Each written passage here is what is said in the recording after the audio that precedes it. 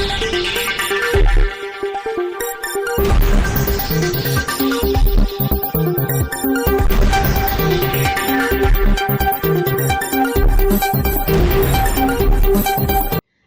દર્શક મિત્રો, શિનોર સમાચારમાં આપ સૌનું હાર્દિક સ્વાગત છે।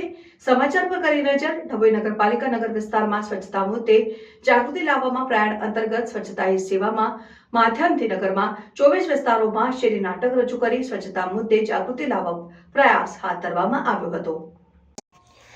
સ્વચ્છ નગર, સ્વચ્છ આંગણું અને વડાપ્રધાનના સ્વચ્છ ભારત સ્વપ્નને સાકાર કરવા સ્વચ્છતા હી સેવા અભિયાન સમગ્ર રાજ્યમાં ચાલી રહ્યું છે। ત્યારે ડભોઈ નગરપાલિકા દ્વારા નગરમાં વસતા લોકો જાહેર સ્થળ ઉપર કચરો ન નાખે, ડોર ટુ ડોરનો ઉપયોગ કરે, સાથે નગરને સ્વચ્છ રાખવામાં સહયોગ આપે તે માટે ખાસ છેલ્લા 2 દિવસથી નગરમાં વિવિધ 24 સ્થળો ઉપર શેરી નાટક થકી સ્વચ્છતા મુદ્દે જાગૃતિ લાવવાનો પ્રયાસ હાથ ધરવામાં આવ્યો હતો। પાલિકા ચીફ ઓફિસર જયકિશન દળવી અને સેનેટરી ઇન્ચાર્જ મહેશભાઈ વસાવા તેમજ સુપરવિઝનના અલ્પેશભાઈ અને અરુણભાઈ દ્વારા સમગ્ર આયોજન કરવામાં આવ્યું।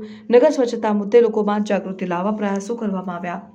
રિપોર્ટર મિત માછી, શિનોર સમાચાર ન્યૂઝ, ડભોઈ।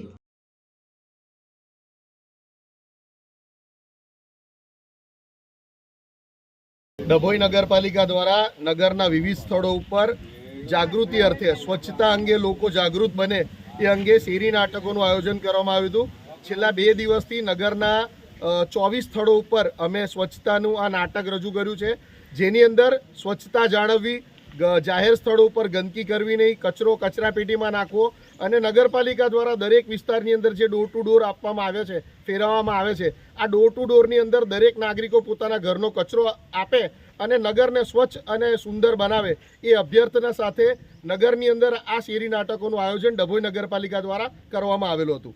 નાટક કઈ જગ્યા પર કરવામાં આવ્યું? આ નાટક ડભોઈ નગરની અંદર ટાવર ચોક, વડોદરી ભગોળ, હીરા ભગોળ, મવડી ભગોળ, નાદોદી ભગોળ તેમજ નગરની પ્રાથમિક શાળાઓની અંદર આ નાટકના આયોજન કરવામાં આવેલા હતા। કેટલા દિવસ ચાલશે આ નાટક? 4 દિવસ સુધી નગરના વિવિધ સ્થળો ઉપર નગરપાલિકા દ્વારા કરવામાં આવશે।